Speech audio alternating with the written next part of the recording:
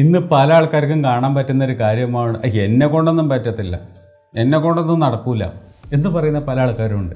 എന്താ കാര്യം? Self confidence ഇല്ല, എന്നെ കൊണ്ട് അത് ചെയ്ത് തീർക്കാൻ പറ്റുന്നുള്ളൊരു ധൈര്യമില്ല. ഇങ്ങനെ ഒരു സെൽഫ് കോൺഫിഡൻസ് ഇല്ലെങ്കിൽ എങ്ങനെ നിങ്ങൾക്ക് ജീവിതത്തിൽ മുന്നേറാൻ പറ്റും? സോ സെൽഫ് കോൺഫിഡൻസ് ഉണ്ടാക്കുന്നതിനുള്ള കുറച്ച് സ്റ്റെപ്സുകൾ, കുറച്ച് പ്രാക്ടിക്കൽ മെത്തേഡുകളാണ് പറയാൻ പോകുന്നത്. ഒന്നാമത്തെ കാര്യം എന്ന് പറയുന്നത്, നിങ്ങളുടെ നെഗറ്റീവ് തോട്ടുകളെ നിങ്ങൾ തന്നെ ചലഞ്ച് ചെയ്യണം. ഇതിലെന്തെങ്കിലും കാര്യമുണ്ടോ? ഇതിലെന്തെങ്കിലും കഴമ്പുണ്ടോ? ചുമ്മാ അങ്ങ് ചിന്തിച്ച് കൂട്ടുകയല്ലേ? എന്നെക്കൊണ്ട് പറ്റാത്തത് കൊണ്ടാണോ? അല്ലെങ്കിൽ എന്നെക്കൊണ്ട് കഴിയാത്തത് കൊണ്ടാണോ? ഞാൻ ശ്രമിക്കാത്തത് കൊണ്ടല്ലേ? നിങ്ങൾ തന്നെ നിങ്ങളുടെ ചിന്തകളെ ഒന്ന് വാലിഡേറ്റ് ചെയ്ത് നോക്കുക. ഇതിലെന്തെങ്കിലും കാര്യമുണ്ടോ? ചുമ്മാ കിടന്ന് ചിന്തിച്ച് കൂട്ടുന്നതിന് വല്ല അർത്ഥമുണ്ടോ? നമ്മളെ തന്നെ ചലഞ്ച് ചെയ്യുക. അങ്ങനെ പ്രത്യേകിച്ച് ഒന്നും നിങ്ങൾക്ക് അവിടെ കാണാൻ പറ്റിയിട്ടില്ലെങ്കിൽ പോസിറ്റീവായിട്ടുള്ള അഫർമേഷൻസ്, പോസിറ്റീവായിട്ടുള്ള ചിന്തകൾ കൊണ്ട് അത് റീപ്ലേസ് ചെയ്യാൻ നിങ്ങൾ ശ്രമിക്കണം. ചുമ്മാ കാട് കയറി ചിന്തിക്കുന്നതിന് അർത്ഥമില്ലല്ലോ, കാരണം തെളിവില്ലല്ലോ, അത് വാലിഡ് അല്ലല്ലോ. പിന്നെന്തിനു ചിന്തിക്കണം എന്നുള്ളത് നിങ്ങൾ ചലഞ്ച് ചെയ്തുകൊണ്ട് നിങ്ങളെ തന്നെ മാറ്റാൻ ശ്രമിക്കുക. ആ ചിന്തകളെ പോസിറ്റീവായിട്ടുള്ള കാര്യങ്ങളിലേക്ക് ശ്രദ്ധ കൊടുക്കാൻ നോക്കുക. രണ്ടാമത്തെ കാര്യം എന്ന് പറയുന്നത്, അച്ചീവ് ചെയ്യാൻ പറ്റുന്ന ഗോൾസുകൾ സെറ്റ് ചെയ്യുക എന്നുള്ളതാണ്. ആനയെ എടുത്ത് പൊക്കണം എന്ന് പറയുന്ന പോലത്തെ വലിയ വലിയ ഗോൾസൊക്കെ സെറ്റ് ചെയ്യുന്നതിന് മുമ്പ് നിങ്ങളെ കൊണ്ട് അത് പറ്റുമോ, നിങ്ങളെ കൊണ്ട് അത് സാധിക്കുമോ എന്നുള്ളത് നിങ്ങൾ ആദ്യം ചിന്തിക്കണം. ആർക്കും എന്ത് സ്വപ്നം കാണാം, ആ സ്വപ്നങ്ങളിലേക്ക് എത്താനുള്ള എന്തെങ്കിലും ഒരു സ്കില്ല്, കാപ്പബിലിറ്റി, ഒരു കാലിബർ നിങ്ങൾക്ക് ഉണ്ടോ എന്നുള്ളത് നിങ്ങൾ ആദ്യം ചിന്തിക്കണം. അച്ചീവ് ചെയ്യാൻ പറ്റുന്ന ഗോൾസ് സെറ്റ് ചെയ്ത് അതിനു വേണ്ടി പ്രവർത്തിക്കുകയാണെങ്കിൽ ഈ കോൺഫിഡൻസ് ഒക്കെ താനേ വരും. മൂന്നാമത്തെ ഒരു കാര്യമുണ്ട്, പലപ്പോഴും നമ്മൾ ചിന്തിച്ചിട്ടുണ്ടായിരിക്കും, നമ്മുടെ കാര്യത്തിലായിരിക്കും ലോക പരാജയം, മറ്റുള്ളവരുടെ ജീവിതത്തിൽ ഒരു മോട്ടിവേഷൻ കൊടുക്കുന്ന കാര്യത്തിലൊക്കെ നമ്മൾ പുലിയായിരിക്കും. നിങ്ങൾ ശ്രദ്ധിച്ചിട്ടുണ്ടോ? നിങ്ങളുടെ കൂട്ടുകാരൻ എന്തെങ്കിലും അല്ലെങ്കിൽ കൂട്ടുകാരിക്ക് എന്തെങ്കിലും ഒരു പ്രശ്നം വരുന്ന സമയത്ത് ആ ആളെ അത് മറികടക്കാൻ, ആ ഒരു സിറ്റുവേഷനിൽ നിന്ന് മറികടക്കാൻ, ആ ഒരു കോൺഫിഡൻസ് ഇല്ലായ്മയിൽ നിന്ന് മറികടക്കാൻ നമ്മൾ എന്തൊക്കെയാണ് പറഞ്ഞു കൊടുക്കുക, നമ്മൾ എങ്ങനെയൊക്കെയാണ് മോട്ടിവേറ്റ് ചെയ്യുന്നുണ്ടാവുക? നിങ്ങൾ ചിന്തിച്ചിട്ടുണ്ടോ? നിങ്ങളൊരു നല്ല മോട്ടിവേറ്ററാണ്, നിങ്ങളുടെ സുഹൃത്തുക്കൾക്കാണ് അതിൻ്റെ റിസൾട്ട് കിട്ടണമെന്ന് മാത്രം. അങ്ങനെ ആകരുതെന്ന് പറഞ്ഞാൽ അത് ചെയ്യരുതെന്നല്ല, നിങ്ങളുടെ കാര്യത്തിലും കൂടി ആ ഒരു പരിഗണന കൊണ്ടുവരിക. നിങ്ങളെ തന്നെ നിങ്ങളുടെ ഒരു ബെസ്റ്റ് ഫ്രണ്ടായിട്ട് കണ്ടുകൊണ്ട് നിങ്ങളെ തന്നെ മോട്ടിവേറ്റ് ചെയ്യും. എന്തിനാ അതിന് മടിക്കുന്നത്? അതിന് പുറത്തുനിന്ന് ഒരാൾ വരേണ്ട കാര്യമില്ലല്ലോ. ട്രൈ ചെയ്യുക, സംഭവം പൊളിയാണ്. നാലാമത്തെ കാര്യം എന്ന് പറയുന്നത്, നമ്മൾ എപ്പോഴും നമ്മുടെ സ്ട്രെങ്ത്ത്, നമ്മുടെ സ്കില്ല്, നമ്മുടെ കഴിവ്, ടാലൻറ്റ് ഇതിനെ വർദ്ധിപ്പിക്കുന്നതിനുള്ള കാര്യങ്ങൾ നമ്മൾ ചെയ്തുകൊണ്ടിരിക്കണം. ഇത് ദൈനംദിനം നമ്മൾ ഡെയിലി ചെയ്തുകൊണ്ടിരിക്കുന്ന ഒരു കാര്യമാണ്, ചെയ്തുകൊണ്ടിരിക്കേണ്ട കാര്യമാണ്. അല്ലാതെ ഒരു 4 ദിവസമോ അല്ലെങ്കിൽ 4 മാസത്തേക്കോ ചെയ്യേണ്ട കാര്യമല്ല. ത്രൂ ഔട്ട് നമ്മുടെ ലൈഫിൽ നമ്മുടെ സ്കില്ല് ഡെവലപ്പ് ചെയ്യാൻ വേണ്ടി, നമ്മുടെ കഴിവുകൾ, എന്ത് കഴിവായാലും ശരി, അത് ഡെവലപ്പ് ചെയ്യാനുള്ള സ്റ്റെപ്പുകൾ എടുത്തുകൊണ്ടിരിക്കണം. അതിനുവേണ്ടി നമ്മൾ പ്രവർത്തിച്ചുകൊണ്ടിരിക്കണം. ഓരോ സ്കില്ലും, ഓരോ ടാലൻറ്റും, ഓരോ പരിപാടികളും നമ്മൾ അച്ചീവ് ചെയ്യുന്ന സമയത്ത് നമ്മൾ ഓട്ടോമാറ്റിക്കലി കോൺഫിഡൻ്റ് ആയിക്കൊണ്ടിരിക്കും. ആഹാ, പൊളിയാണല്ലോ, പഠിക്കാൻ പറ്റില്ല എന്ന് കരുതിയ സാധനം ഞാൻ പഠിച്ചെടുത്തു, ചെയ്യാൻ പറ്റില്ല എന്ന് പറഞ്ഞ കാര്യം ഞാനത് ചെയ്ത് സാധിച്ചു കാണിച്ചു. നമ്മുടെ ഉള്ളിൽ താനേ വരുന്ന സാധനമാണ് ആ കോൺഫിഡൻസ്. അപ്പോൾ അഞ്ചാമത്തെ കാര്യം എന്ന് പറയുന്നത് ഫീഡ്ബാക്കാണ്. അതായത് വിശ്വസിക്കാൻ കൊള്ളാവുന്ന, നിങ്ങൾക്ക് നല്ലത് വരണമെന്ന് ആഗ്രഹിക്കുന്ന സുഹൃത്തുക്കളായാലും ആരായാലും ശരി, അവരിൽ നിന്ന് നിങ്ങൾ ഫീഡ്ബാക്ക് എടുക്കാം. പരിതാപകരമായിട്ട് ചിന്തിക്കുന്ന അങ്ങനത്തെ ഒരു മനസ്ഥിതിയുള്ള ഒരാളുടെ അടുത്ത് പോയിട്ട് ഒരിക്കലും നിങ്ങളുടെ ഫീഡ്ബാക്ക് എടുക്കൽ പരിപാടി നടത്തരുത്. നിങ്ങളെക്കാൾ കുറച്ചുകൂടി മുകളിൽ നിൽക്കുന്ന, നിങ്ങളെക്കാൾ നല്ല രീതിയിൽ ചിന്തിക്കുന്ന, വളരെ പോസിറ്റീവായിട്ട് ചിന്തിക്കുന്ന, നിങ്ങളെക്കാൾ കോൺഫിഡൻ്റ് ഉള്ള ഒരാളെ നിന്ന് വേണം നിങ്ങൾ ആ ഫീഡ്ബാക്ക് എടുക്കാൻ. അതായത് നിങ്ങളെ സപ്പോർട്ട് ചെയ്യണം എന്ന് കൂടി ആഗ്രഹിക്കുന്ന ഒരാളുടെ നിന്ന് വേണം നിങ്ങൾ ആ ഫീഡ്ബാക്ക് എടുക്കാൻ. എന്തിനാണ് ആ ഫീഡ്ബാക്ക് കിട്ടിയിട്ട് വേണ്ടേ നിങ്ങൾക്ക് ഇമ്പ്രൂവ്മെൻറ്റ് കൊണ്ടുവരാൻ? നിങ്ങളുടെ എവിടൊക്കെയാണ്, നിങ്ങളുടെ ഏതെല്ലാം കാര്യങ്ങളിലാണ് ന്യൂനത ഉള്ളത്, ആ ന്യൂനതകളെ നിങ്ങൾ മേന്മയാക്കി മാറ്റണം. ആറാമത്തെ കാര്യം എന്ന് പറയുന്നത്, ഗ്രോത്ത് മൈൻഡ് സെറ്റ് നമ്മൾ കൊണ്ടുവരണം. അവിടെയാണ് കഥ കിടക്കുന്നത്. അതായത് എല്ലാ ജീവിതത്തിൽ വരുന്ന ചലഞ്ചുകളെയും നമ്മൾ സ്വീകരിക്കണം, എംബ്രേസ് ചെയ്യണം. ആ മക്കളെ വാടാ, ചലഞ്ചുകൾ വരട്ടെ, എനിക്ക് ചലഞ്ചുകൾ ലൈഫിൽ വേണം. അതിലൂടെ മാത്രമേ, അതായത് തീയിൽ കുരുത്തത് വെയിലത്ത് പാടില്ല എന്ന് പറയുന്നത് നമ്മൾ കേട്ടിട്ടുണ്ടായിരിക്കും. ഇതേ സാധനമാണ്. നമ്മൾ എന്താ പറയുക, ആ ഒരു എക്സ്പീരിയൻസിലൂടെ നമ്മൾ പിഴിഞ്ഞെടുത്ത് മുന്നോട്ട് പോകുന്ന സമയത്ത് നമ്മുടെ ഉള്ളിൽ ഒരുപാട് സാധനങ്ങൾ ഡെവലപ്പ് ആവുന്നുണ്ട്. ചുമ്മാ ഒരു AC റൂമിലിരുന്ന് കാറ്റും കൊണ്ടിട്ട് വളർന്ന് വലുതായ ഒരാൾക്ക് അത് ചിലപ്പോൾ കിട്ടണമെന്നില്ല. ജീവിതത്തിൻ്റെ പല അനുഭവങ്ങളിലൂടെയും കടന്നു പോകണം എന്നാണ് ഞാൻ ഉദ്ദേശിച്ചത്, അല്ലാതെ AC റൂമിനെ കുറ്റം പറഞ്ഞതല്ല. അങ്ങനെ എക്സ്പീരിയൻസിലൂടെ കടന്നു പോകണമെങ്കിൽ ഇതുപോലുള്ള ചലഞ്ചുകൾ നമ്മൾ സ്വീകരിക്കണം. ചലഞ്ചുകൾ വരുന്ന സമയത്ത് ഓടി ഒളിക്കാൻ നിൽക്കരുത്, നമ്മൾ എവിടെ എത്തൂല, നമ്മുടെ ഉള്ള കോൺഫിഡൻസ് കൂടെ പോയി കിട്ടുകയുള്ളൂ. ഏഴാമത്തെ കാര്യം എന്ന് പറയുന്നത് വിഷ്വലൈസേഷൻ ടെക്നിക്കാണ്. വളരെ സിമ്പിളായിട്ട് പറയുകയാണെങ്കിൽ, നിങ്ങളുടെ ജീവിതത്തിൽ നിങ്ങൾ അച്ചീവ് ചെയ്ത കാര്യങ്ങൾ, അച്ചീവ് ചെയ്യാൻ പോകുന്ന കാര്യങ്ങൾ പ്രത്യേകിച്ചും അച്ചീവ് ചെയ്യാൻ പോകുന്ന കാര്യങ്ങളെ നിങ്ങൾ വിഷ്വലൈസ് ചെയ്യണം. എന്തെല്ലാം കാര്യങ്ങൾ അച്ചീവ് ചെയ്യണം, ആ കാര്യങ്ങളെ നിങ്ങൾക്ക് കറക്റ്റായിട്ട് ഒരു സിനിമ തിയേറ്ററിലെ സ്ക്രീനിൽ കാണുന്ന പോലെ നിങ്ങൾക്ക് വിഷ്വലൈസ് ചെയ്യാൻ പറ്റണം. നിങ്ങൾ ഇന്ന കാര്യം അച്ചീവ് ചെയ്ത് കഴിയുമ്പോൾ മറ്റുള്ളവർ നിങ്ങളെ അഭിനന്ദിക്കുന്നു, മറ്റുള്ളവർ നിങ്ങളെ എങ്ങനെ പുകഴ്ത്തുന്നു, നിങ്ങൾക്ക് ആ ഒരു സമ്മാനം കിട്ടുന്നു, നിങ്ങൾക്ക് അവാർഡുകൾ കിട്ടുന്നു, നിങ്ങളുടെ കയ്യിലേക്ക് പണം വരുന്നു, റിലേഷൻഷിപ്സ് വരുന്നു, ബന്ധങ്ങൾ വളരുന്നു, നിങ്ങൾ എവിടെയോ എത്തിച്ചേരുന്നു. ഇത് നിങ്ങൾക്ക് വിഷ്വലൈസ് ചെയ്യാൻ പറ്റണം നിങ്ങളുടെ സ്വപ്നങ്ങൾക്ക് അനുസരിച്ചിട്ട്. നിങ്ങളുടെ സ്വപ്നം എന്താണെന്നുള്ളത് നിങ്ങൾക്ക് അറിയുള്ളൂ. ആ ഗോൾസ്, ആ ലക്ഷ്യങ്ങൾ നിങ്ങൾക്ക് വിഷ്വലൈസ് ചെയ്യാൻ പറ്റുകയാണെങ്കിൽ ആ വിഷ്വലൈസേഷൻ നിങ്ങൾക്ക് മോട്ടിവേഷൻ തരും, നിങ്ങൾക്ക് കോൺഫിഡൻസ് ബിൽഡ് ചെയ്യാനുള്ള വളമായിട്ട് അത് മാറും. 8ാമത്തെ കാര്യം എന്ന് പറയുന്നത് പോസിറ്റീവായിട്ടുള്ള അഫർമേഷനാണ്. സെൽഫ് ടോക്ക് എന്ന് പറയില്ലേ, നമ്മൾ ഇങ്ങനെ നെഗറ്റീവ് അടിച്ച് ചിന്തിക്കുന്നതിന് പകരം പോസിറ്റീവായിട്ടുള്ള ചിന്തകൾ ഡെയിലി കൊണ്ടുവരാൻ നമ്മൾ ശ്രദ്ധിക്കണം, ചിന്തിക്കണം. അതാണ് പ്രധാനം. പോസിറ്റീവായിട്ടുള്ളൊരു മൈൻഡ് സെറ്റ്, ഒരു ഒപ്റ്റിമിസം എന്ന് പറയുന്നത് ഡെയിലി നമ്മൾ കാണിച്ചുകൊണ്ടിരിക്കണം എന്ന് എടുത്ത് പറയാൻ കാരണം എന്താണ്? നെഗറ്റീവായിട്ട് നിങ്ങൾ ചിന്തിക്കുന്നുണ്ടെങ്കിൽ ഞാൻ നെഗറ്റീവായിട്ടാണല്ലോ ചിന്തിക്കുന്നത്, പോസിറ്റീവായിട്ട് ആണമല്ലോ എന്ന് ആ വീഡിയോയിൽ ഞാനിതവിടെ കേട്ടല്ലോ. ഈ വീഡിയോ ആയിരിക്കാം, പക്ഷെ നിങ്ങൾ ചിന്തിക്കുന്നുണ്ടാവും ഇത് ഞാൻ ഏതോ ഒരു വീഡിയോയിൽ കേട്ടിട്ടുണ്ടല്ലോ. സംഭവം അതാണ്. അങ്ങനെ ചിന്തിക്കണം. അപ്പോൾ നിങ്ങൾ മറന്നുപോയ കാര്യങ്ങൾ നിങ്ങളെ ഓർമ്മിപ്പിക്കുകയാണ്. സോ ഒപ്റ്റിമിസ്റ്റിക്കായിട്ട് ചിന്തിക്കണം. ഇത് നിങ്ങൾക്ക് ഓർമ്മയിൽ വരണം ആ നേരത്തെ. അങ്ങനെ ചിന്തിച്ച് തുടങ്ങിയാലേ കോൺഫിഡൻസ് ബിൽഡ് ചെയ്യാൻ പറ്റുള്ളൂ. നെഗറ്റീവായിട്ട് ചിന്തിച്ച് തുടങ്ങിയാൽ നമ്മൾ എവിടെ എത്തില്ല, നശിച്ചു പോവുകയുള്ളൂ. 9ാമത്തെ കാര്യം എന്ന് പറയുന്നത് ആക്ഷൻ എടുക്കുക എന്നുള്ളതാണ്. നമ്മൾ ലോകത്ത് പറയാറുണ്ട്, പല ആൾക്കാരും പല തരത്തിലുള്ള പൊട്ടൻഷ്യൽ, സ്കില്ല്, കഴിവ്, അത് ഇത് എല്ലാം ഉള്ള ആൾക്കാരാണ്. ഒറ്റ കുഴപ്പമുള്ളൂ, ചെറുവിരൽ അവർ അനക്കത്തില്ല ഒരു പരിപാടിക്കും. എന്ന് വെച്ച് കഴിഞ്ഞാൽ ജീവിതത്തിൽ ഈസി ആയിട്ട് വിജയിക്കാൻ പറ്റുന്ന കാര്യമായിരിക്കും. നല്ല നല്ല ഐഡിയാസും തലക്കകത്തുണ്ടായിരിക്കും, പക്ഷേ ചെയ്യില്ല. പ്രാക്ടിക്കലി അത് എക്സിക്യൂട്ട് ചെയ്യത്തില്ല. നല്ല നല്ല ബിസിനസ് ഐഡിയാസ് ഇല്ലാത്തതുകൊണ്ടാണോ നമ്മുടെ കേരളം ഒരു വലിയ ലെവലിലേക്ക് വരാത്തതിൻ്റെ കാരണം? ഐഡിയാസൊക്കെ തലക്കകത്ത് ആയിരക്കണക്കിനുണ്ട്. എക്സിക്യൂട്ട് ചെയ്യാൻ, അത് ആക്ട് ചെയ്ത് അത് ആക്ഷനിലൂടെ കൊണ്ടുവരാൻ പല ആൾക്കാരും ചെയ്യത്തില്ല. ആ പരിപാടിക്കേ പോകത്തില്ല. ഐഡിയാസ് വിളമ്പാൻ നല്ല പുലികളാണ് അവരൊക്കെ. എക്സിക്യൂട്ട് ചെയ്ത സക്സസ് ആക്കി കാണിക്കുക എന്ന് പറയുന്നത് ഇച്ചിരി മെനക്കെട്ട പരിപാടിയാണ്. സോ എന്ത് വേണം? ആക്ഷൻ എടുക്കണം. എന്ത് കാര്യം ഉള്ളിൽ വന്നാലും അത് പ്രവർത്തിച്ച് കാണിക്കാൻ നമ്മൾ ഇറങ്ങിത്തിരിക്കണം, ഇനീഷ്യേറ്റീവ് എടുക്കണം. അവിടെയാണ് നമുക്ക് കോൺഫിഡൻസ് ബിൽഡ് ചെയ്യാൻ പറ്റുള്ളൂ. നീന്തണം എന്ന് പറഞ്ഞുകൊണ്ട് കരയിൽ കയറി നിന്നാവില്ലല്ലോ, വെള്ളത്തേക്ക് ഇറങ്ങിയാലല്ലേ പരിപാടി നടക്കുള്ളൂ. സോ ആക്ട് ചെയ്യണം, വർക്ക് ചെയ്യണം, എക്സിക്യൂട്ട് ചെയ്യണം, അത്രേ ഉള്ളൂ. 10ാമത്തെ കാര്യം എന്ന് പറയുന്നത് നിങ്ങളുടെ കമ്പാരിസനൊക്കെ ഒന്ന് ലിമിറ്റ് ചെയ്യുക, അത്രേ ഉള്ളൂ. അതായത് മറ്റുള്ളവരെ വെച്ച് നിങ്ങൾ കമ്പയർ ചെയ്യുന്ന ഒരു പരിപാടി ഉണ്ടെങ്കിൽ നിർത്തുക.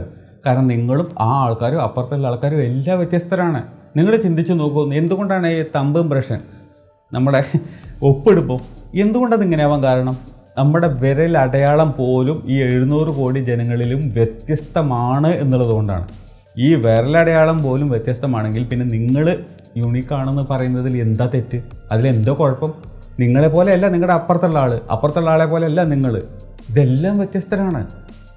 സോ കമ്പാരിസൺ എന്ന് പറയുന്നത് ഏറ്റവും വലിയ മണ്ടത്തരമാണ്. അപ്പുറത്തെ കുട്ടി നല്ല മാർക്ക് മേടിച്ചല്ലോ, എൻ്റെ കുട്ടി എന്തുകൊണ്ട് മാർക്ക് മേടിച്ചില്ല? ആ പാരൻറ്റിനെ ചൂല് അല്ലെങ്കിൽ മടല് വെട്ടി അടിക്കണം. കാരണം കമ്പാരിസൺ വേണ്ട. ഒരാളെ പോലെ മറ്റൊരാൾ ഇല്ല എന്നുള്ളത് ആദ്യം മനസ്സിലാക്കുക. സോ അത് ആ കുട്ടിയുടെ യൂണീക്ക്നെസ്, ഇത് ഈ കുട്ടിയുടെ യൂണീക്ക്നെസ്, അത് മറ്റേ കുട്ടിയുടെ യൂണീക്ക്നെസ്, എല്ലാം ഡിഫറെൻ്റാണ്. ഇതാദ്യം മനസ്സിലാക്കണം. അപ്പോഴേ കോൺഫിഡൻസ് ഒക്കെ ഉണ്ടാകാൻ പറ്റുള്ളൂ. കമ്പാരിസന് പോകുന്ന സമയത്ത് നമ്മൾ തളരുകയുള്ളൂ. അങ്ങനെ പോസിറ്റീവായിട്ട് ചിന്തിക്കാൻ കഴിവുള്ളവരാണെങ്കിൽ മാത്രം നിങ്ങൾ കമ്പാരിസന് പോയാൽ മതി. അവനേക്കാളും മികച്ചതാകണം എനിക്കെന്നുള്ളൊരു പോസിറ്റീവ് തോട്ട് ഉള്ളവർ മാത്രം അങ്ങനെ ചിന്തിച്ചാൽ മതി. ഇല്ലെങ്കിൽ തൊലഞ്ഞു പോവുകയുള്ളൂ കമ്പാരിസൺ കൊണ്ട്. 11ാമത്തെ കാര്യം വളരെ സിമ്പിളാണ്. അതായത് പോസിറ്റീവായിട്ടുള്ള നിങ്ങളെ ഇൻഫ്ലുവൻസ് ചെയ്യാൻ പറ്റുന്ന ആൾക്കാരെ കൊണ്ട് നിങ്ങളെ ചുറ്റും നിറയ്ക്കണം, അത്രേ ഉള്ളൂ. നിങ്ങൾ പറഞ്ഞാൽ, അവർ പറഞ്ഞാൽ കേൾക്കുന്ന ആളാണോ നിങ്ങൾ? അങ്ങനെയുള്ള ആൾക്കാർ നിങ്ങൾക്ക് വേണ്ടി നല്ല കാര്യങ്ങൾ പറയുന്നവരാണോ? നിങ്ങൾക്ക് നല്ലതുണ്ടായി കാണണമെന്ന് ആഗ്രഹിക്കുന്ന, അവർ പറഞ്ഞാൽ നിങ്ങൾ കേൾക്കാൻ ബാധ്യസ്ഥരായിട്ടുള്ള ആളാണോ? അങ്ങനെയുള്ള ആൾക്കാരുടെ കൂടെ ആയിരിക്കണം നിങ്ങളുടെ സഹവാസം. അങ്ങനെയുള്ള ആൾക്കാരെ കൊണ്ട് നിങ്ങളുടെ ചുറ്റും നിങ്ങൾ നിറയ്ക്കാൻ പഠിക്കണം. നെഗറ്റീവായിട്ടുള്ള ആൾക്കാരിൽ നിന്ന് ഒന്ന് പിൻവാങ്ങുക. ഒഴിവാക്കൊന്നും വേണ്ട, ഒന്ന് പിന്നിലേക്ക് പോരുക, അത്രേ ഉള്ളൂ. 12ാമത്തെ കാര്യം എന്ന് പറയുന്നത് പുതിയ സ്കില്ലുകൾ നിങ്ങൾ പഠിക്കണം. എല്ലാം എനിക്കറിയാം കേട്ടോ, ഞാൻ എല്ലാം പഠിച്ചു കഴിഞ്ഞു കേട്ടോ എന്ന് നിങ്ങൾ നിങ്ങളുടെ പേഴ്സണൽ ലൈഫിലായാലും ശരി, പ്രൊഫഷണൽ ലൈഫിലാണെങ്കിലും ചിന്തിക്കരുത്. അങ്ങനെ ചിന്തിച്ച് കഴിഞ്ഞാൽ നിങ്ങൾ അവിടെ ഇരിക്കും. കാരണം പല ടെക്നോളജിയും പല കാര്യങ്ങളും മുന്നിലോട്ട് പോയിക്കൊണ്ടേയിരിക്കുകയാണ്, ഡെവലപ്പ് ആയിക്കൊണ്ടേയിരിക്കുകയാണ്. ഇപ്പോൾ AI അവസ്ഥ കണ്ടില്ലേ? ഈ AI പഠിക്കാത്ത, ആർട്ടിഫിഷ്യൽ ഇൻ്റലിജൻസ് പഠിക്കാത്ത ആൾക്കാരുടെ ജോലി എന്ന് പറയുന്നത് കട്ടപ്പുകയായിരിക്കും. അവരുടെ ജോലി എപ്പോൾ തെറിച്ചു എന്ന് ചോദിച്ചാൽ മതി. കാരണം AI എന്ന് പറയുന്ന ഒരു മേഖല എത്രത്തോളം സ്പീഡിലാണ് ഗ്രോ ചെയ്യുന്നതെന്ന് നിങ്ങൾക്ക് വില പിടിയുണ്ടോ? ഇവിടെ ഉള്ളവർക്ക്, ഇന്ത്യയിൽ നിൽക്കുന്നവർക്ക് ചിലപ്പോൾ അത് പെട്ടെന്ന് അതിൻ്റെ സ്പീഡ് മനസ്സിലാക്കണമെന്നില്ല. പല വിദേശ രാജ്യങ്ങളിലും ഡെവലപ്ഡ് ആയിട്ടുള്ള പല കൺട്രീസും പല കമ്പനീസും ഇതിനകത്ത് ഇൻവെസ്റ്റ് ചെയ്തിരിക്കുകയാണ്, പുതിയത് ഡെവലപ്പ് ചെയ്തുകൊണ്ടിരിക്കാൻ, പുതിയ സാധനങ്ങൾ, ടൂൾസുകൾ കൊണ്ടുവരാൻ. ഇനിയും നമ്മൾ ആ ഒരു പുതിയ കാര്യങ്ങൾ പഠിക്കാനുള്ള ഒരു മനസ്ഥിതി കൊണ്ടുവന്നില്ലെങ്കിൽ നിങ്ങൾ പിന്നിലാവും. ഇത് പഠിക്കാൻ തയ്യാറായവരെന്ത് ചെയ്യും? ഈ പരിപാടിയിൽ മുന്നിട്ട് പോവുകയും ചെയ്യും. സോ AI അല്ല നിങ്ങളുടെ ജോലി കളയുന്നത്. AI പഠിച്ച ആൾക്കാർ, അല്ലെങ്കിൽ അതുപോലെയുള്ള പുതിയ ടെക്നോളജി, പുതിയ കാര്യങ്ങൾ പഠിക്കുന്ന ആൾക്കാർ എന്ത് ചെയ്യും? പഠിക്കാത്ത ആൾക്കാരുടെ ജോലി ഒഴിവാക്കും, അവരെ പുറത്താക്കും. അത്രേ ഉള്ളൂ. 13ാമത്തെ കാര്യം എന്ന് പറയുന്നത് ഹെൽത്തി ലൈഫ് സ്റ്റൈലാണ്. ഒരു ഹെൽത്തി ലൈഫ് സ്റ്റൈലിന് എന്ത് വേണം? ഹെൽത്തി ആയിട്ടുള്ളൊരു മനസ്സ് വേണം. ഇത് രണ്ടും ഉണ്ടാക്കണമെങ്കിൽ നമ്മളെന്ത് ചെയ്യണം? പ്രോപ്പറായിട്ട് ഉറങ്ങണം, പ്രോപ്പറായിട്ട് ഭക്ഷണം കഴിക്കണം, പ്രോപ്പറായിട്ട് വ്യായാമം, എക്സസൈസ് ചെയ്യണം. അങ്ങനെ എല്ലാ കാര്യങ്ങളിലും ഒരു ബാലൻസ് കൊണ്ടുവരണമെങ്കിൽ സംഭവം നല്ല ഉഷാറായിട്ട് പോകും. നല്ല ഉഷാറായിട്ട് പോകുമ്പോൾ നിങ്ങൾക്ക് അതിൻ്റെ ഭാഗമായിട്ട് ഓട്ടോമാറ്റിക്കലി കോൺഫിഡൻസ് ബിൽഡാവും. ഒട്ടും ഉറങ്ങാത്ത ഒരാൾക്ക് ഒരു വലിയ പ്രൊജക്റ്റ് കൊടുത്തിട്ട് പറയുകയാണ് നീ വർക്ക് ചെയ്യുമെന്ന് പറഞ്ഞാൽ ചിലപ്പോൾ കോൺഫിഡൻസ് ഉണ്ടാകണമെന്നില്ല, ഉറങ്ങിയിട്ടില്ല. സോ മനസ്സും നമ്മുടെ ഒരു ശാരീരികവും മാനസികവുമായിട്ടുള്ള ഒരു വെൽബീയിങ് എന്ന് പറയുന്നത് നമ്മുടെ ഈ കോൺഫിഡൻസിനെ സാരമായിട്ട് ബാധിക്കുന്ന ഒരു സാധനമാണ്. 14ാമത്തെ കാര്യം എന്ന് പറയുന്നത് നമ്മുടെ പാസ്റ്റിലെ അച്ചീവ്മെൻറ്റ്സ്. അത് നമ്മൾ പരിഗണിക്കാതെ പോകരുത്. നിങ്ങൾ ഇതിനു മുമ്പ് അച്ചീവ് ചെയ്ത കാര്യങ്ങളിൽ നിങ്ങൾക്കൊരു ഒരു അഭിമാനം തോന്നണം. നിങ്ങൾ അത്ര മോശക്കാരൊന്നുമല്ല. അങ്ങനെ ഒരു മോശക്കാരനോ മോശക്കാരിയായിട്ട് ആരും ഈ ലോകത്തുള്ളിൽ ഇല്ല എന്നുള്ളൊരു കാര്യം മനസ്സിലാക്കുക. നിങ്ങൾക്ക് എന്തൊക്കെയോ കാര്യങ്ങൾ, എന്തൊക്കെയോ സ്കില്ലുകളുണ്ട്. ആ സ്കില്ലിൻ്റെ റിസൾട്ടാണ് നിങ്ങളുടെ പാസ്റ്റിൽ അച്ചീവ് ചെയ്തിട്ടുള്ള പല കാര്യങ്ങൾ. സോ ആ പല കാര്യങ്ങളിൽ നിങ്ങൾക്ക് അഭിമാനിക്കാൻ പറ്റുന്നില്ലെങ്കിൽ, അതുപോലെ നിങ്ങളെ മോട്ടിവേറ്റ് ചെയ്യുന്നില്ലെങ്കിൽ, പിന്നെ എങ്ങനെയാണ് നിങ്ങൾ കോൺഫിഡൻ്റ് ആയിട്ടുള്ള ഒരാളായിട്ട് മാറുക? നിങ്ങൾ അച്ചീവ് ചെയ്ത കാര്യങ്ങളിൽ നിങ്ങൾക്കൊരു സന്തോഷം ഉണ്ടായിരിക്കണം. അതത്ര ചില്ലറ കാര്യമൊന്നുമല്ല എന്ന് ചിന്തിക്കാനുള്ളൊരു മനസ്സ് നിങ്ങൾക്കുണ്ടാവണം. സോ ഞാനത് അച്ചീവ് ചെയ്തിട്ടുണ്ടെങ്കിൽ ഇനിയുള്ള കാര്യങ്ങൾ, ഭാവിയിലേക്കുള്ള പല കാര്യങ്ങളും എനിക്കിതുപോലെ അച്ചീവ് ചെയ്തൂടെ? സോ ആ ഒരു തോട്ട് നിങ്ങളുടെ ഉള്ളിൽ വന്നെങ്കിലല്ലേ ആ ഒരു കോൺഫിഡൻസ് ബിൽഡാവുള്ളൂ. ചിന്തിച്ച് നോക്ക്. 15ാമത്തെ കാര്യം എന്ന് പറയുന്നത് സെൽഫ് കെയർ ആണ്. പ്രത്യേകിച്ച് ഇവിടുത്തെ സെൽഫ് കെയർ എന്ന് പറയുന്നത് വ്യായാമമോ വർക്കൗട്ടോ ഭക്ഷണമോ കാര്യങ്ങളൊന്നുമല്ല. മാനസികമായിട്ടുള്ള പിരിമുറുക്കങ്ങൾ, സ്ട്രെസ്സ്, ആങ്സൈറ്റി, അങ്ങനെയുള്ള മനസ്സിനെ ബാധിക്കുന്ന പല കാര്യങ്ങളുണ്ട് ജീവിതത്തിൽ. അതിനെ കുറയ്ക്കാൻ നിങ്ങൾക്ക് എന്തൊക്കെ ചെയ്യാം? അതിനെ കുറച്ച് കൊണ്ടുവന്നെങ്കിൽ മാത്രമേ കോൺഫിഡൻസ് അവിടെ ബിൽഡ് ചെയ്യാൻ പറ്റുള്ളൂ. കാരണം കോൺഫിഡൻസ് റിലേറ്റഡ് വിത്ത് മൈൻഡാണ്, അല്ലേ? സോ നിങ്ങളുടെ മനസ്സിനെ റിലാക്സ് ചെയ്യാൻ പറ്റുന്ന എന്തെല്ലാം കാര്യങ്ങളുണ്ടോ ആ കാര്യങ്ങൾ ചെയ്യാം. മെഡിറ്റേഷൻ ചെയ്യണമെന്ന് ആഗ്രഹിക്കുന്നവർക്ക് അത് ചെയ്യാം. ഫുട്ബോൾ കളി, അങ്ങനെ കളികളിൽ ഏർപ്പെടണം എന്ന് ആഗ്രഹിക്കുന്നവർക്ക് ആ വഴിക്ക് പോകാം. അതല്ലെങ്കിൽ ഇപ്പോൾ ജിമ്മിൽ പോയിട്ട് വർക്കൗട്ട് ചെയ്യുമ്പോഴാണ് ചില ആൾക്കാർക്ക് തോന്നുന്നത് വെച്ചാൽ ആ വഴിക്ക് പോകാം. സോ നിങ്ങൾക്ക് എന്ത് ആക്ടിവിറ്റി ചെയ്യുമ്പോഴാണ് നിങ്ങളുടെ മനസ്സ് റിലാക്സ് ചെയ്യുന്നത്? വലിക്കുന്നതും കുടിക്കുന്ന കാര്യങ്ങളൊന്നും അല്ല ഉദ്ദേശിക്കുന്നത്. അത് ചെയ്യുന്ന സമയത്ത് മനസ്സ് റിലാക്സ് ചെയ്യുന്ന ആൾക്കാരുണ്ട്. അതുകൊണ്ടാണ് പറയുന്നത് നെഗറ്റീവായിട്ടുള്ള കാര്യങ്ങളല്ല ഉദ്ദേശിക്കുന്നത്. നിങ്ങളുടെ ശരീരത്തിനും നിങ്ങളുടെ മനസ്സിനും പോസിറ്റീവായിട്ടുള്ള ഗുണങ്ങൾ പ്രദാനം ചെയ്യുന്ന എന്തെല്ലാം കാര്യങ്ങളുണ്ടോ, മനസ്സിനെ കൂളാക്കുന്ന എന്തെല്ലാം കാര്യങ്ങളുണ്ടോ അതിൽ നിങ്ങൾ എൻഗേജ്ഡ് ആയിട്ടിരിക്കുക. 16ാമത്തെ കാര്യം എന്ന് പറയുന്നത് പബ്ലിക് സ്പീക്കിംഗ് ആണ്. നമ്മൾ അധികം ഒന്നും ചിന്തിക്കേണ്ട. ഒരു കല്യാണത്തിന് പോയിട്ട് ഒരു 10 പേര് കൂടി നിൽക്കുന്ന സ്ഥലത്ത് നിങ്ങൾക്ക് നടുവിൽ നിന്നിട്ട് ഒരു സെൻറ്റൻസ് അല്ലെങ്കിൽ ഒരു പാരഗ്രാഫ് പറയാനുള്ളൊരു കഴിവ് നിങ്ങൾക്കുണ്ടോ? സംസാരിക്കാനുള്ളൊരു കഴിവുണ്ടോ? നിങ്ങൾ ചിന്തിക്കുക. അങ്ങനെ ഇല്ല എങ്കിൽ ആ ഒരു സംഭവം കൊണ്ടുവരാൻ നോക്കുക. അതായത് പബ്ലിക് സ്പീക്കിംഗ് എന്ന് പറയുന്നത് ഒരു സ്കില്ലാണ്. മറ്റുള്ളവരുടെ മുമ്പിൽ പ്രസംഗിക്കുക എന്ന് പറയുന്നത് ഒരു സ്കില്ലാണ്. ആ സ്കില്ല് നേടിയെടുക്കാൻ പറ്റുന്നൊരു സ്കില്ലാണ്. അല്ലാതെ ഒരു ബൈ ബർത്ത് നമ്മൾ ജനിക്കുമ്പോൾ കിട്ടുന്ന ഒരു സാധനമൊന്നുമല്ല. നമ്മുടെ ജീവിത സാഹചര്യങ്ങളിൽ നിന്ന് നമ്മൾ ഉണ്ടാക്കിയെടുക്കുന്നൊരു സാധനമാണ്. സോ അങ്ങനെ നേടിയെടുക്കുമ്പോൾ 10-50 പേരുടെ മുമ്പിൽ നിന്നുകൊണ്ട് നിങ്ങൾക്ക് പ്രസംഗിക്കാനുള്ള ഒരു കഴിവുണ്ടെന്ന് പറയുകയാണെങ്കിൽ, ലക്ഷക്കണക്കിന് മുന്നിൽ ആൾക്കാരുടെ മുമ്പിൽ നിന്ന് പ്രസംഗിക്കാനുള്ള ഒരു കോൺഫിഡൻസ് നിങ്ങൾക്ക് ഉണ്ടെന്ന് പറയുകയാണെങ്കിൽ, കോൺഫിഡൻസ് തന്നെയല്ലേ അവിടെ ബിൽഡ് ആവണം? ചിന്തിച്ച് നോക്കൂ. സോ പബ്ലിക് സ്പീക്കിംഗ് എന്ന് പറയുന്നത് ഒരു മനുഷ്യൻ്റെ കോൺഫിഡൻസ് ബിൽഡ് ചെയ്യാൻ പറ്റുന്ന ഒരു നല്ല ടൂളാണ്. ഒന്ന് ട്രൈ ചെയ്ത് നോക്ക്. ഒരു 10-15 പേരെ കൂട്ടി നിർത്തിയിട്ട് അവരുടെ നടുക്ക് നിന്നിട്ട് നിങ്ങളൊരു ചെറിയ സ്പീച്ച് ഒരു 10 മിനിറ്റ് കൊടുക്കാൻ പറ്റുമോ നോക്ക്. പിന്നീട് അവിടെ നിന്ന് അങ്ങോട്ട് നിങ്ങളുടെ ലൈഫ് എന്ന് പറയുന്നത് പൊളിയായിരിക്കും. 17ാമത്തെ കാര്യം എന്ന് പറയുന്നത് എല്ലാവർക്കും എല്ലാ കാര്യങ്ങളും സോർട്ട് ഔട്ട് ചെയ്തുകൊണ്ട് മുന്നോട്ട് പോയിട്ട് കോൺഫിഡൻസ് അച്ചീവ് ചെയ്യാൻ പറ്റണം എന്നില്ല. പല ആൾക്കാരുണ്ടായിരിക്കും, അങ്ങനത്തെ മാനസിക അവസ്ഥയിലൂടെ കടന്നു പോകുന്ന ആൾക്കാരുണ്ടായിരിക്കും. അങ്ങനത്തെ ആൾക്കാരോട് ഒന്നേ പറയാനുള്ളൂ, പ്രൊഫഷണൽ ഹെൽപ്പ് നിങ്ങൾ തേടണം. ഒരു സൈക്കോളജിസ്റ്റിനെയോ സൈക്കാട്രിസ്റ്റിനെയോ ഒക്കെ നിങ്ങൾ കണ്ടുകൊണ്ട് നിങ്ങളുടെ ഇപ്പോഴത്തെ പ്രശ്നം എന്താണെന്നൊന്ന് ഡയഗ്നോസ് ചെയ്തിട്ട് അതിൽ നിന്ന് എന്തെല്ലാം മാറ്റങ്ങളാണ് നിങ്ങൾ വരുത്തേണ്ടത്, നിങ്ങൾ അവരിൽ നിന്ന് പഠിക്കേണ്ടതാണ്. അവർ നിങ്ങളെ ഗൈഡ് ചെയ്യേണ്ടതാണ്. സോ അത്തരം സാഹചര്യങ്ങളിൽ ഒരു പ്രൊഫഷണൽ ഹെൽപ്പ് തേടുന്നതിൽ ഒരു തെറ്റുമില്ല. നിങ്ങൾ പല ആൾക്കാരും ചിന്തിക്കുന്നുണ്ടാവും, തലയ്ക്ക് ഭ്രാന്തുള്ള വട്ടുള്ള ആൾക്കാരല്ലേ പോയിട്ട് മനഃശാസ്ത്രജ്ഞനെ കാണേണ്ടത്. അയ്യോ, അങ്ങനെയൊന്നും ചിന്തിക്കല്ലേ. ഈ ശരീരത്തിന് അസുഖം വരുന്ന പോലെ തന്നെ മനസ്സിനും അസുഖം വരും എന്നുള്ളൊരു സത്യം നിങ്ങൾ മനസ്സിലാക്കുക. ഇപ്പോൾ ഈ അടുത്താണ് ഫഹദ് ഫാസിലിന് എന്താണ് AHEDയോ എന്തോ ഒരു സംഭവം, ഒരു ചെറിയ ഡിസോർഡർ ഉണ്ട്. ഇത് വലിയ സാധനമൊന്നുമല്ല, പക്ഷെ ഉണ്ട്. അത് മൂപ്പര് തന്നെ സ്ഥിരീകരിച്ചു അല്ലേ. മൂപ്പര് തന്നെ ഏതോ ഒരു സ്റ്റേജിൽ വെച്ചിട്ട് അത് പറയുന്നത് ഞാൻ കേട്ടായിരുന്നു. ആ സാധനത്തിൻ്റെ പേര് ഞാൻ സത്യം പറഞ്ഞാൽ മറന്നുപോയി. പക്ഷെ അങ്ങനെ ഉണ്ട്. ഇത് വലിയ ആൾക്കാർക്കും വരും, ചെറിയ ആൾക്കാർക്കും വരും. അദ്ദേഹം അത് പോയിട്ട് ടെസ്റ്റ് ചെയ്ത് നോക്കുമ്പോഴാണ് അറിയുന്നത്, ഡോക്ടർ പറയുന്നത് ക്ലിനിക്കലി അത് പ്രൂവണാണ്. സോ ഒരു പ്രൊഫഷണൽ ഹെൽപ്പ് തേടുന്നതിൽ തെറ്റില്ല എന്നാണ് പറഞ്ഞു വരുന്നത്. 18ാമത്തെ കാര്യം എന്ന് പറയുന്നത് ഫെയിലിയർ. തോൽവിയെ ഭയന്ന് ഓടുന്നവൻ എവിടെയും വിജയിക്കില്ല. നിങ്ങളൊന്ന് ചിന്തിക്കുക, ഇരുട്ടുള്ള ഒരവസ്ഥയിലൂടെ നമ്മൾ കടന്നു പോവുകയാണെങ്കിൽ, ഒരു ടണലിലൂടെ കടന്നു പോകുമ്പോഴാണ് പിന്നീട് നമ്മൾ വെളിച്ചമുള്ളൊരവസ്ഥയിൽ കണ്ടുമുട്ടുന്നത്. ഇരുട്ടില്ലായിരുന്നുവെങ്കിൽ ആ വെളിച്ചത്തിന് നമ്മളൊരു വലിയ പ്രസക്തി കൊടുക്കത്തില്ല. ഇരുട്ടിലാകുമ്പോഴാണ് ആ വെളിച്ചത്തിന് ഒരു പ്രാധാന്യം വരുന്നത് അല്ലേ. പറഞ്ഞു വരുന്നത് ഫെയിലിയർ, പരാജയം, അത് വിജയത്തിൻ്റെ മുന്നോടിയാണ്.